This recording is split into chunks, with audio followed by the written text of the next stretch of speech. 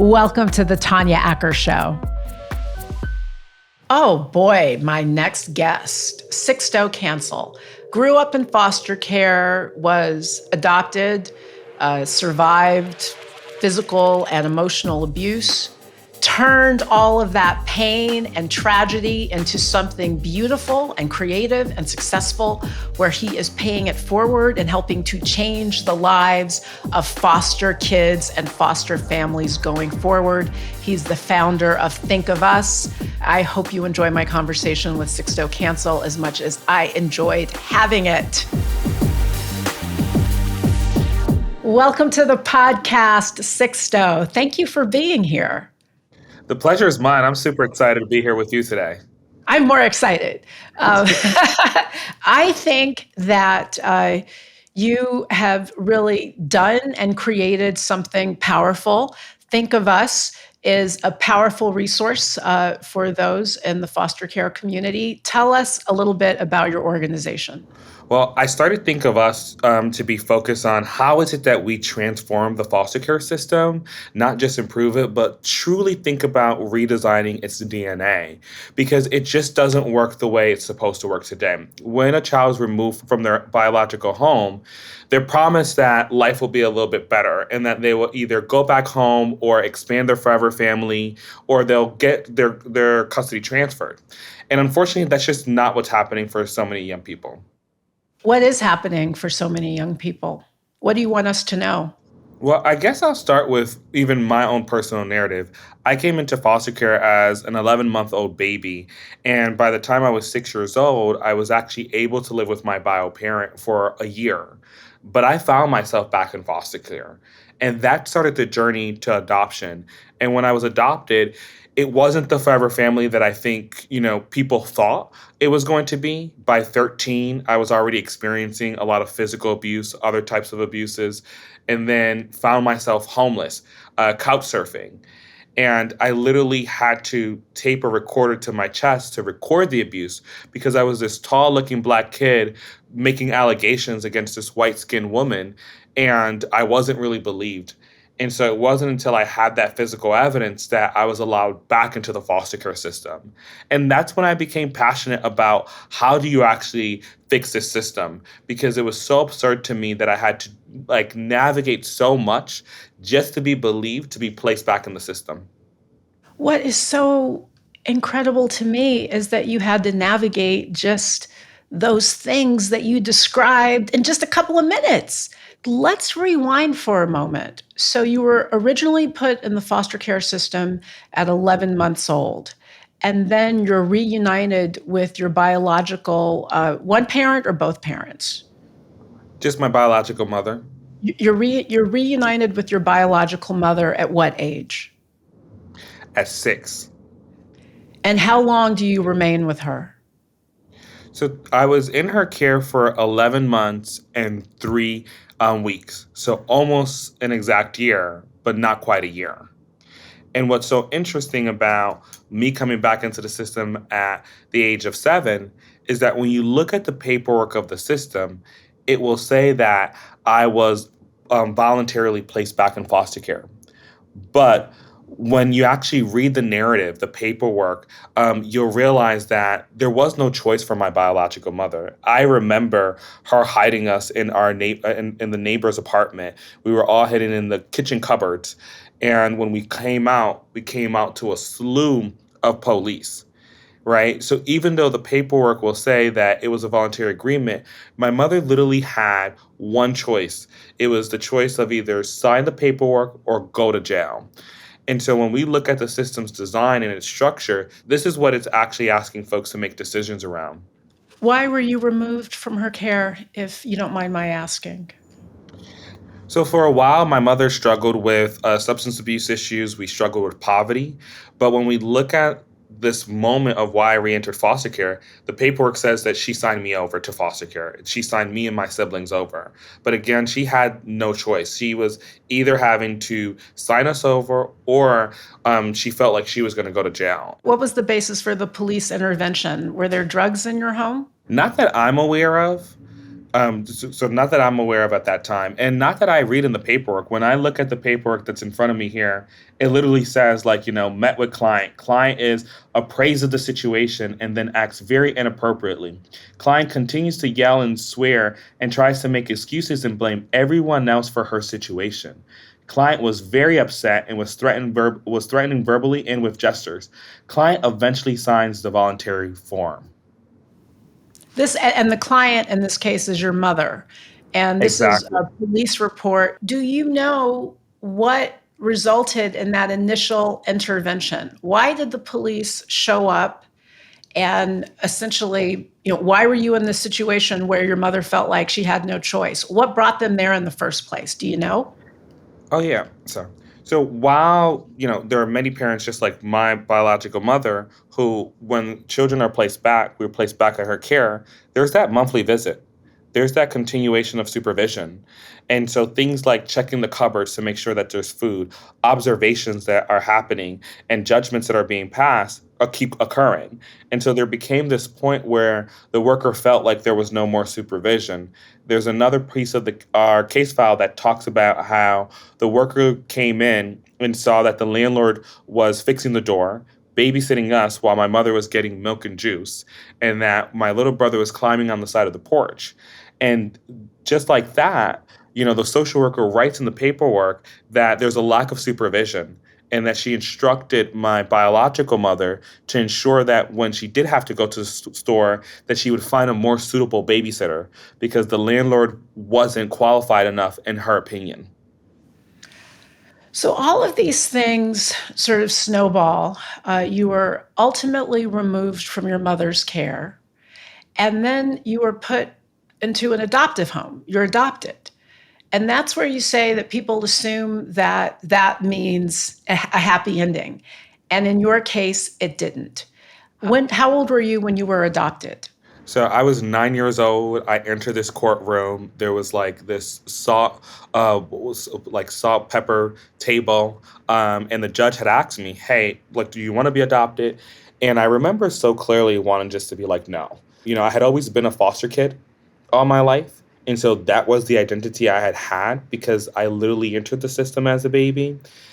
And unfortunately, because there were so many folks around, I said yes. And I didn't realize that saying yes was also like sentencing myself to years of abuse after. At the time when the judge says, "Do you want to be adopted?" You don't know yet what's in store. I'm interested in what you mean when you say your identity was as a foster child. What does that mean? Because it sounds like you're saying you were kind of ambivalent about going into a forever family. Am I hearing that correctly? Yeah, I mean, as that 9 year old, I had already experienced going to multiple different foster homes, right? I had experience living with biological siblings.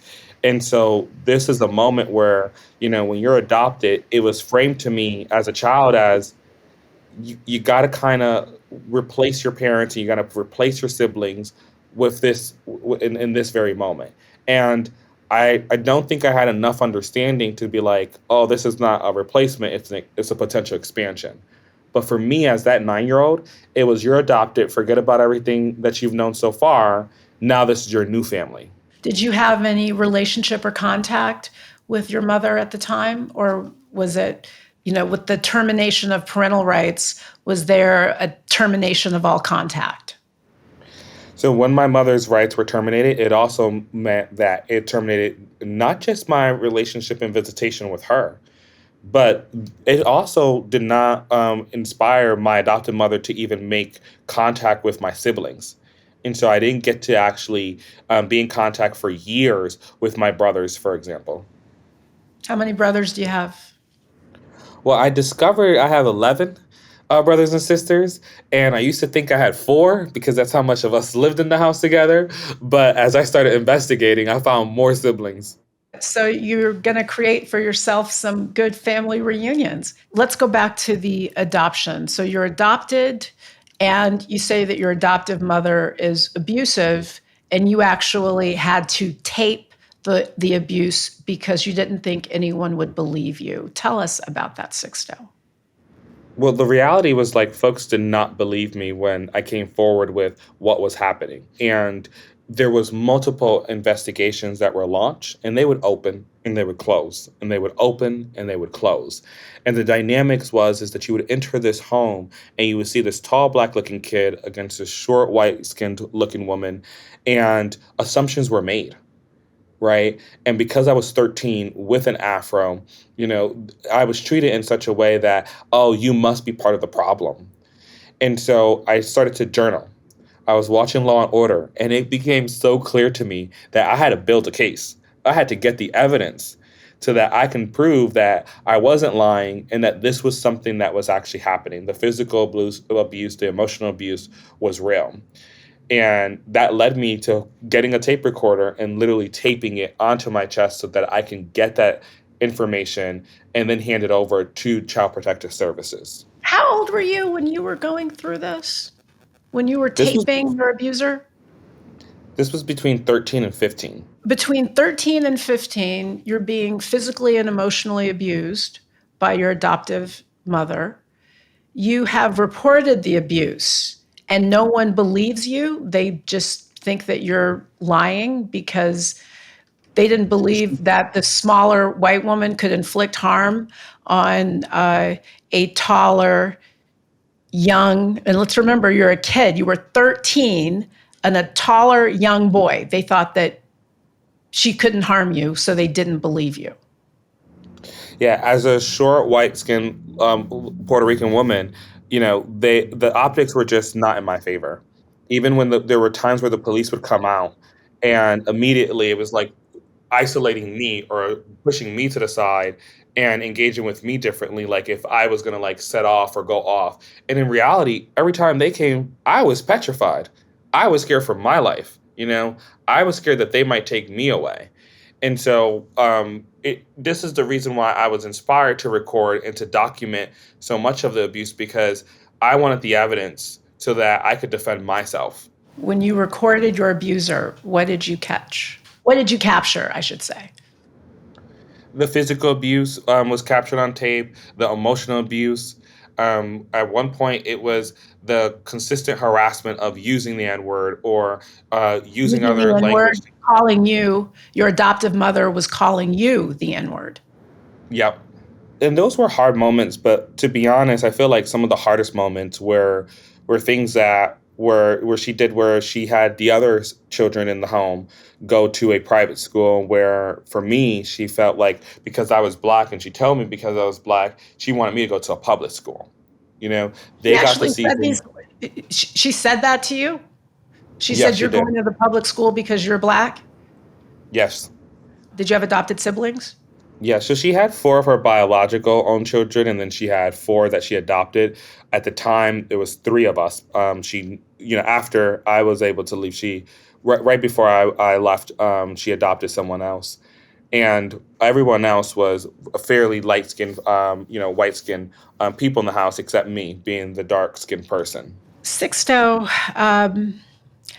you really lived a lot of tragedy at a really, really young age. After you get your abuser on tape, so you capture your adopted mother on tape, engaging in physical and mental abuse of you. Now people believe you. What happens next? So I came into the foster care system, but I was so fortunate that like no matter how bad the abuse was, there were always good people showing me the other side of humanity. I was connected to the NAACP, and I had friends there. I was connected to my church community, and it was an usher from church who said, "Hey, I have an extra bedroom." Right? The other kids had told her what was going on, and so she was just like, "You can come live with me." And so literally, even though I spent 2 years couch surfing, there wasn't a night that I had to actually spend actually sleeping on the streets because there was always a friend's mother, always a friend's, sibling, you name it, where I was able to stay. And so I ended up at this usher's home. So she was the usher, ended up at her home, and she was Jamaican. So, I mean, I learned life skills like there was no tomorrow.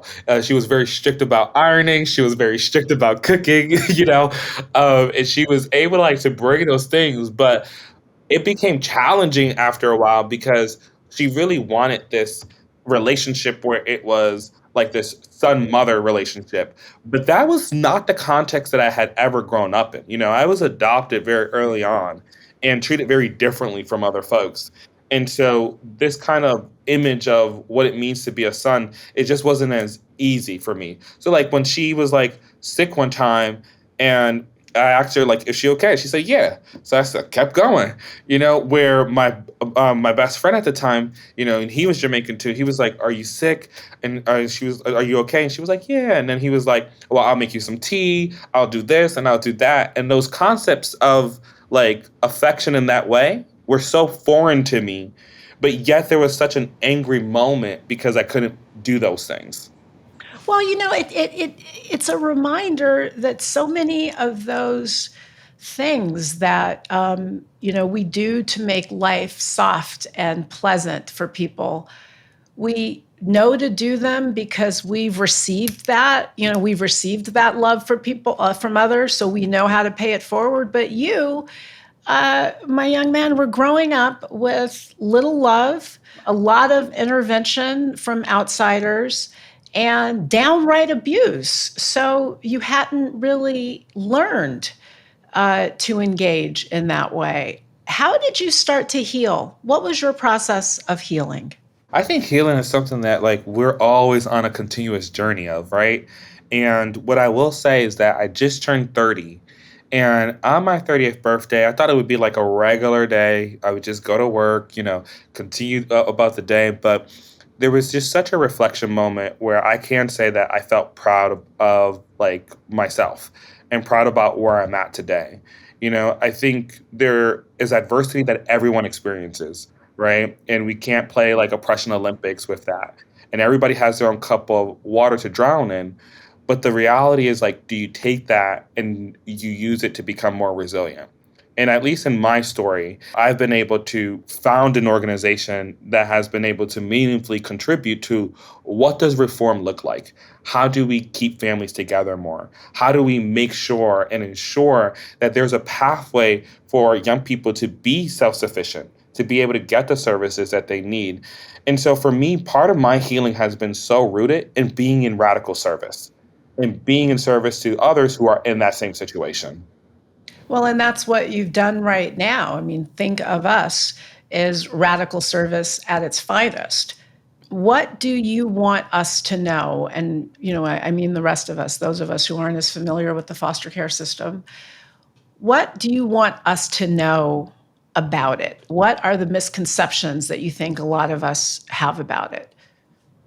Yeah, so what we know about some of the myths around foster care is that there's been research that shows that most of America actually believes that children are in foster care because of something that they did.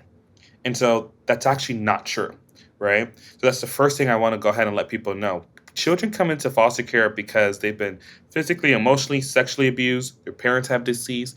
The original caretaker is not able to be there for them. And then once we're in the system, it's a roller coaster ride. We were removed from our original home, we're placed in a foster home, and if you don't fit in, if you misbehave, you find yourself at the next place and at the next place, and potentially even a group home. And the real feeling about being in foster care is that no one truly has an obligation to stay in your life, to be in your life. And you move around so much that you don't actually have those connections anymore. And this affects people who look like me disproportionately. 53% of all Black families will experience a child abuse investigation before their child's 18. That's Oh, wait, 53%. 53% of Black families have experienced a child abuse investigation before the child is 18. Yes. That's according to the American Public Health Journal.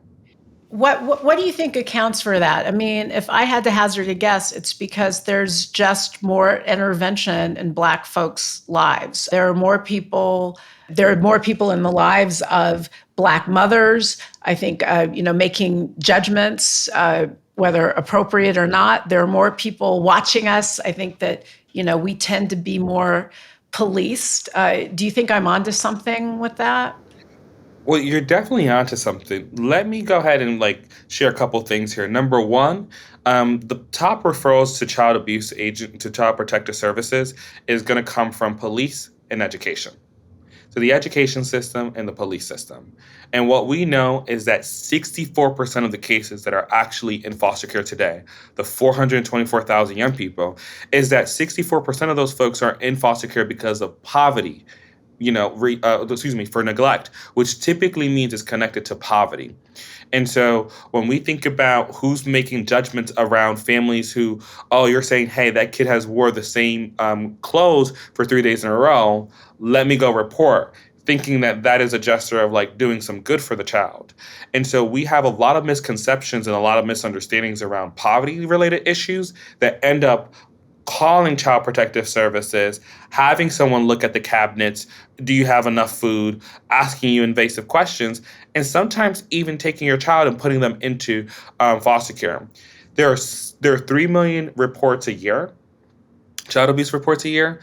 Only 250,000 of them actually end up in removals.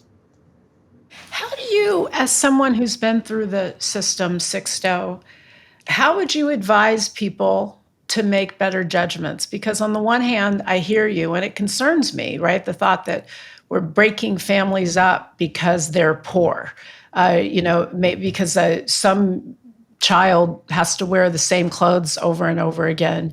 That might be viewed as evidence of neglect, instead of just let's find that family some help. So that troubles me. But I'm also troubled by all of the abuse and all of the neglect that goes unreported. Because just like, in some cases, people look at African American women and judge us harshly and sometimes quite improperly. Sometimes people look at young African American kids like you who were being abused and they don't take their victimhood seriously. So you were abused and nobody believed you. You were also in a situation where it sounds like you believe you were taken away from your mother under circumstances that concern you.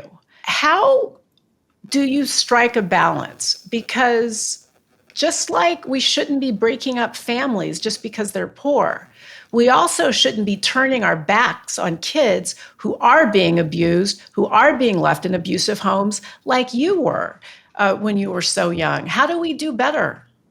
Well, the first thing I would say is there were folks who believed me, like my school, my teachers were calling the child welfare agents, the child protective services, right? Some of the workers even believed me, but some of the stuff didn't constitute a removal, right?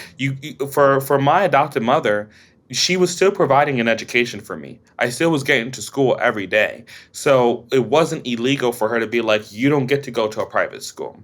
But what's so interesting is that the rules were if I would have just answered a question, the question of, do you feel safe? And I would have said no, that would have been the legal lever for child welfare to come in and remove me. But for the 2 years, when they would ask me that question, I was just thinking to myself, I'm not going to die today. What do you mean safe? Um, and so I didn't answer that question in a way that gave them the point that said, hey, let's go get you. And so the design of the way that we report abuse is wrong. And so literally today, in order to report abuse in most states, you have to pick up the phone and you have to make a phone call and you have to answer a series of questions that are pretty invasive. And then they'll determine if they're sending out an investigator within 24 hours, within 3 days. That investigator comes talk to you. And sometimes they're talking to you in front of the people that you are talking about abusing you. And so it becomes very challenging. Talk to us about some of the ways that Think of Us is working to help improve the system, because some of it, I mean, some of what you're describing seems to be pretty common sense. If you're concerned that someone's being abused, you don't ask them questions about that in front of the person who they say is abusing them. I mean, that just seems like common sense 101. But talk to us about specifically some of the initiatives and some of what Think of Us, your organization, and let's just be really clear. Sixto Cancel, after having lived through all of this hell, used that pain to create something wonderful and good. I mean, talk about paying it forward. Tell us what Think of Us wants to change. How are you going to make this system better? One of the things that we're looking to do in the foster care system today is shift who's taking care of the young people in the system. Relatives, grandma, uncles, aunts have the opportunity to like raise their hand and step up if we give them the right supports, if we give them the same supports that we give foster parents. I'll tell you, 3 years ago, I was in Spanish Harlem and my sister calls and she says, "Hey, there's a family reunion on our father's side." And was like, "Do you want to go?" And I was like, "Absolutely, I want to go." So I'm walking through this park, and being a Afro Latino, Puerto Rican, like literally almost any family could have been our family because we come in all types of shades, right? And I was like trying to figure out who's who. We finally arrive at my biological father's family's, reunion, and I don't have words to describe how moving the moment was. I mean, from radical acceptance to people being curious of who I was and just realizing that, I was my father's son. But there was this moment where I became completely numb because I kept asking who was who. And then there was a sibling set that was running around. And these four young people were running around, and I was like, "Who are these?" And I would just hear from our cousins, "Oh, those are cousins. Those are cousins." And I finally get to the bottom of it that I had four uncles and aunts who were foster adoptive parents. And foster adoptive parents for longer than I have been alive. And in that moment, all I can do is pull out my phone and GPS to the last foster home that I was in. And it was 58 miles away. And the reason why this was so shattering to me was because there was a moment when I was 15 years old that I said the ship has sailed on finding a family. I have been in foster care all my life. I have been told there's no place for you to go. Make sure you make this place work. Don't fit in as much as you can. Follow the rules as much as you can. You don't want to end up in a group home. And so at one point I accepted that there was not going to be no forever family that I was going to be a part of. And I just said, let me get prepared for college. Let me get prepared for what life after teenage, life after high school looks like. That was a decision I made as a high schooler. And then here I am standing as a 27-year-old looking at, dozens and dozens of people who are related to me, and that they were there taking in children from the foster care system and then adopting them as their own. And so for me, this is a representation of how fundamentally flawed our system is. No one dug into my biological father's side as much because there's this notion that the apple doesn't fall too far from the tree. And so because my biological mother had her own challenges, the system made assumptions about the rest of my family, right? And so what we're working on is one, how do we right now make sure that if a young person comes into care, that system is designed to explore family first before we try to place with strangers. I mean, Secondly, that's incredible to me that at a time when you were being bounced around in the system, you had family members who were taking in young people just like you. You could have had a foster home with family members. So that sounds like another big break in the system or a big problem. What you're saying is that when children are taken out, when they're taken out of the home and put into foster care, there's no effort to try to see if there are biological relatives who might be in a position to help support them or take care of them. Like, I'm surprised that they don't do that. It seems like you should do that first. yeah, today only 33% of young people are placed with kin or someone that they know. And out of that 33%, only 20% of those families are actually getting some of the same supports that foster parents get. And so Let's this talk is the about second that. best. Yeah, Yeah. that's exactly. Let's talk about that. What you're saying, Sixto, is that when a foster child is placed with grandma or granddaddy or auntie or uncle, they don't necessarily get the same financial resources that a stranger would get for looking after the child. Is that what you're explaining to us? That is exactly right. So you come in, grandma, uncle, aunt, cousin takes in a biological relative, unless they get licensed as a foster parent, in many states, they get little to no support. But one of the things that we've been working on is how do we change that? And what we are so excited to see is that this administration, the Biden Harris administration, said, look, that's not right. We should be placing with kin first. So their proposal to Congress and what they put in the budget is that how do we reimburse states higher, give states more money for placing with family than placing with a stranger foster parent? Your organization is working with the Biden Harris administration in order to make that happen and give more support to family members who might then be able to step up and look after these children so they could stay in family. And in addition to that, we're looking at how do we actually reform the older youth services. When I was 15, I was part of financial literacy classes. I was part of a work to learn program where I learned how to have a job, how to show up on time, how to be able to budget my money, how to be ready for college. And so those programs are now outdated and they need more support and more funding. And so this administration has also allocated an additional $100 million to older youth services. So right now, what we're focused on is how do we change the laws, how do we change the policies to be able to make these programs work better. But on top of that, we also go in with states and we get hands-on supporting them.